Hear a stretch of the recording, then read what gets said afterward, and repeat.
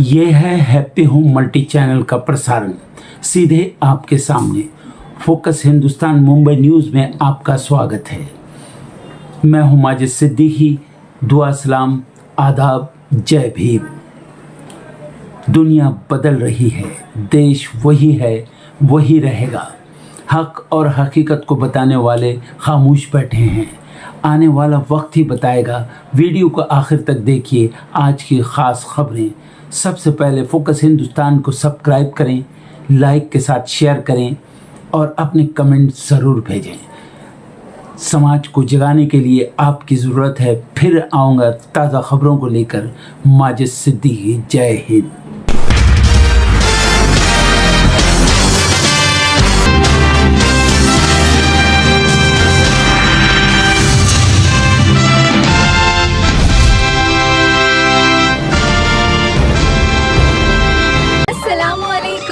आपको और आपके पूरे परिवार को रमजान मुबारक हो। सच्चा है वो इंसान, वही खुश नसीब है। सच्चा है वो इंसान, वही खुश नसीब है। जो रोज़े रखे अल्लाह ताला के करीब है। जो रोज़े रखे अल्लाह ताला के करीब है।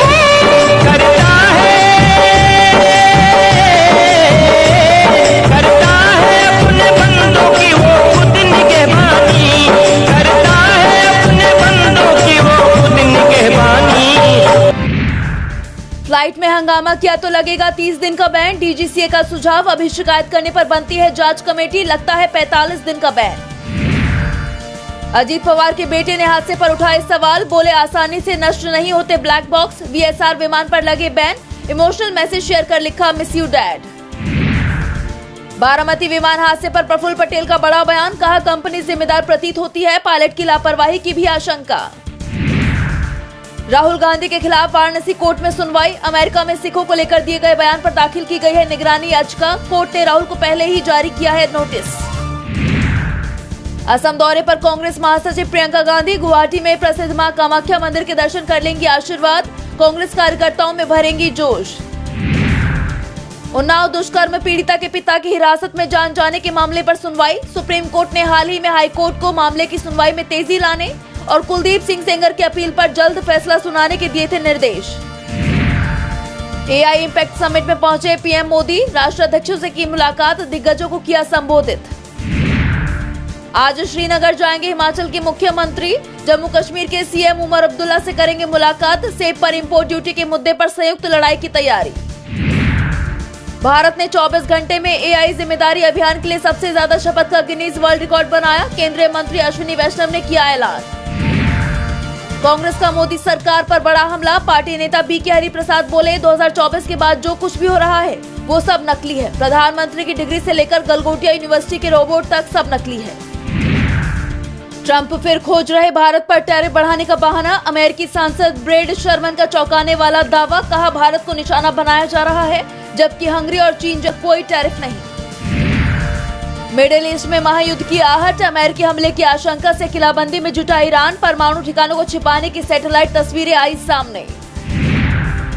समुद्र में तेजी से बढ़ रहा चीन का वर्चस्व, परमाणु संचालित पनडुब्बियों के निर्माण में अमेरिका को छोड़ा पीछे, international institute for strategic studies की रिपोर्ट में दावा। हर धर्म के लिए सुरक्षित होगा बांग्लादेश, देश में अल्पसंख्यकों पर अत्याचार को देखते हुए पीएम तारिक रहमान का सख्त संदेश, कानून व्यवस्था सुधारने के साथ ही शांति और सुरक्षा बहाल करने पर दिया जोर। डिएगो गार्सिया को मत छोड़ना, यूके मॉरिशस की चागोस डील से अमेरिकी राष्ट्रपति ट्रंप नाखुश, ब्रिटिश पीएम स्टारमर को चेताया। सर्राफा बाजार में उतार चढ़ाव जारी, 1800 के उछाल के साथ 2.45 लाख रुपए प्रति किलो पर पहुंची चांदी की कीमतें, जबकि सोने का भाव 1,55,000 रुपए प्रति 10 ग्राम पर पहुंचा। मेटा के खिलाफ मुकदमे पर यूएस की अदालत में हुई सुनवाई, सोशल मीडिया की लत मामले में सीईओ मार्क जुकरबर्ग ने दी गवाही, कहा कंपनी युवाओं की सुरक्षा के लिए प्रतिबद्ध।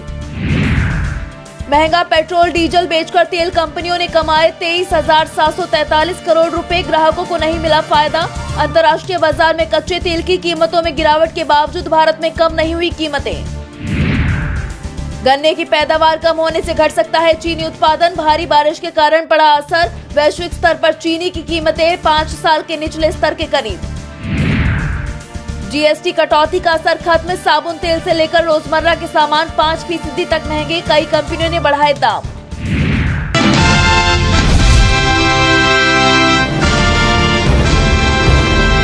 महाराष्ट्र में काफी वक्त से एनसीपी के विलय की चर्चा हो रही है और अब इस खबर पर मोहर लगती दिखाई दे रही है। कहा जा रहा है कि पुणे में एनसीपी एक होने की कगार पर है। दोनों एनसीपी के विलय की अटकलों के बीच पुणे की महानगर पालिका में एक नया संदेश देखने को मिला है।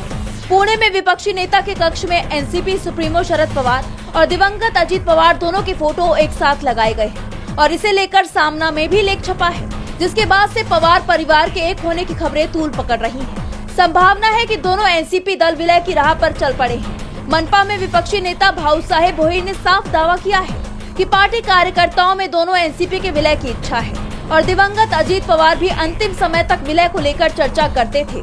विलय का अंतिम फैसला डिप्टी सीएम, प्रदेशाध्यक्ष और वरिष्ठ नेता मिलकर जो भी करेंगे वो स्वीकार होगा।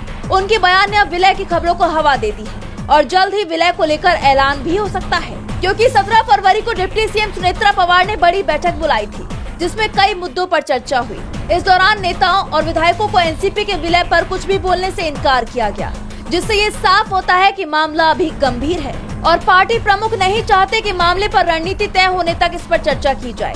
अब देखना होगा कि महाराष्ट्र की राजनीति में क्या नया मोड़ आता है।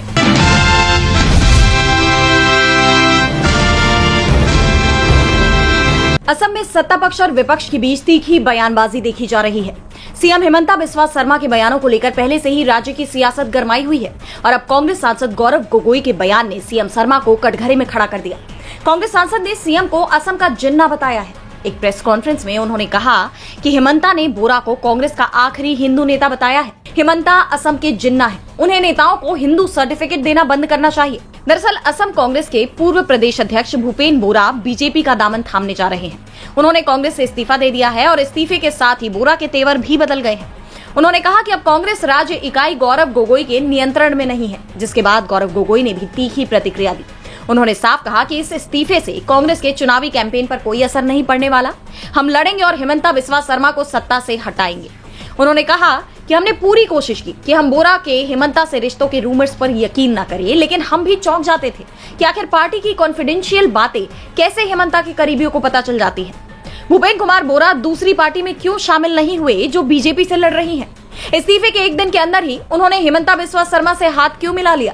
अब इस पूरे घटनाक्रम ने असम की सियासत में एक नई बहस छेड़ दी है।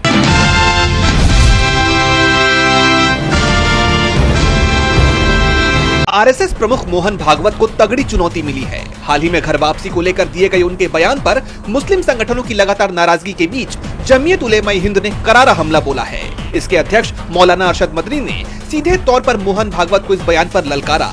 दरअसल 17 फरवरी को मोहन भागवत ने लखनऊ में कहा था, भारत में रहने वाले मुसलमान बाहर से नहीं आए हैं, वो किसी मुस्लिम देश से यहाँ नहीं आए, बल्कि उनके पूर्वज भी हिंदू ही थे। इसलिए जो लोग वापस आना चाहते हैं उनके लिए घर वापसी के दरवाजे खुले रहने चाहिए और समाज को उन्हें पूरे सम्मान के साथ अपनाना चाहिए। अब इस पर मदनी का तीखा पलटवार सामने आया है। उनका कहना है कि जो बातें 70 सालों में कहने वाले पैदा नहीं हुए थे, वो बातें आज कही जा रही हैं कि 20 करोड़ मुसलमानों की घर वापसी करवाई जाएगी, जबकि सच्चाई ये है कि हर वो आवाज जो देश की तबाही, बर्बादी, बदअमनी और आपसी दुश्मनी की ओर ले जाए, वो देश के प्रति वफादारी की आवाज नहीं हो सकती।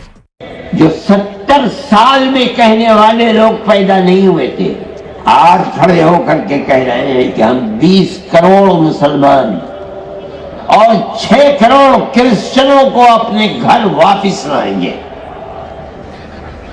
यानी 20 करोड़ मुसलमानों को हिंदू बनाएंगे, 6 करोड़ क्रिश्चियनों को हिंदू बनाएंगे। ऐसा मालूम होता है कि सिर्फ उन्होंने अपनी माँ का दूध पिया है, किसी और ने नहीं पिया। मौलाना मदनी ने देश के मौजूदा हालात पर भी चिंता जताते हुए सरकार की चुप्पी पर सवाल उठाए। उन्होंने आगे कहा, आज देश के भीतर नफरत की आग भड़काई जा रही है। नफरत और हिंसा का माहौल बना हुआ है। दिन दहाड़े लिंचिंग की घटनाएं हो रही हैं। गाय के नाम पर बेगुनाहों की जान ली जा रही है और सरकार खामोश बनी हुई है। इसके बावजूद कुछ लोग ये ऐलान करते फिर रहे हैं कि इस देश में वही रहेगा जो उनकी विचारधारा पर चलेगा। ये सोच न सिर्फ भारतीय संविधान का खुला उल्लंघन है, बल्कि देश की अखंडता, एकता और शांति के लिए भी बेहद खतरनाक है। के अंदर प्यार और मोहब्बत की जगह दुश्मनी, कत्ल गारतगरी, लूट मार सर चढ़ करके बोल रही है और हुकूमत अपनी जगह के ऊपर खामोश है। ऐसा मालूम होता है कि जो लोग आग लगा रहे हैं और आग उगल रहे हैं, हुकूमत के चश्म अबरू के इशारे पर हो रहा है। उन्होंने आखिर में कहा कि धर्म के नाम पर किसी भी प्रकार की हिंसा स्वीकार नहीं की जा सकती। सभी धर्म मानवता, सहिष्णुता, प्रेम और एकता का संदेश देते हैं। इसलिए जो लोग धर्म का उपयोग नफरत और हिंसा फैलाने के लिए करते हैं, वो अपने धर्म के सच्चे अनुयायी नहीं हो सकते। हमें हर स्तर पर ऐसे लोगों की निंदा और विरोध करना चाहिए। यानी देखा जाए तो मोहन भागवत को उनके बयान पर मदनी ने कड़ा जवाब दे दिया है और मदनी का ये संदेश सिर्फ भागवत नहीं बल्कि पूरी बीजेपी सरकार के लिए ही माना जा रहा है। अब इस पर भागवत या बीजेपी की तरफ से कोई प्रतिक्रिया आती है या नहीं, ये तो देखना होगा।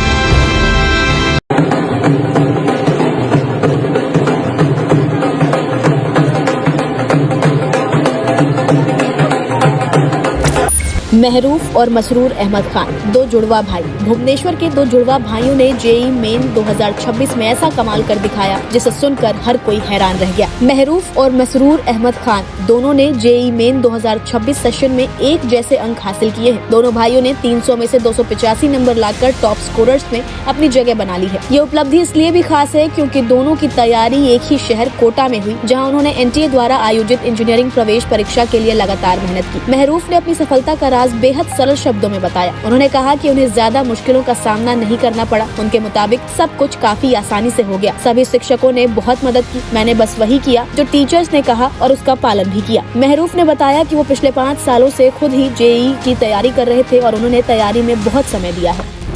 मैं क्लास 10 से कोटा में हूँ। 3 साल से जो कोचिंग के जो मटेरियल है उनको फॉलो कर रहा हूँ, जो टीचर के गाइडेंस है उनको फॉलो करता था, जो टेस्ट रेगुलर होते थे उनके डाउट्स को देखता था, रिविजिट करता था, जो नहीं बन पाते थे टीचर से पूछता था और उनको बार बार देख के ही उससे सीख मिलती थी और भाई से भी मोटिवेशन मिलता था। अप एंड डाउन टेस्ट में चलता रहता था, हमेशा मोटिवेटेड रहा और जेईई मेन में अच्छा मार्क्स हासिल किया।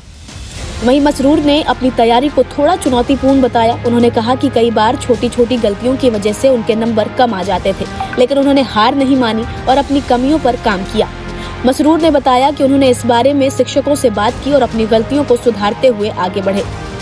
दोनों भाइयों की बात करें तो दोनों भाइयों का जन्म 7 मई 2008 को हुआ था। एक ही स्कूल में पढ़ाई, साथ बैठकर पढ़ने की आदत और पढ़ाई में आपसी प्रतिस्पर्धा ने इन्हें और बेहतर बनाया। 10वीं बोर्ड में भी दोनों का प्रदर्शन शानदार रहा था। महरूफ 95.2% तो वहीं मसरूर 97.2%।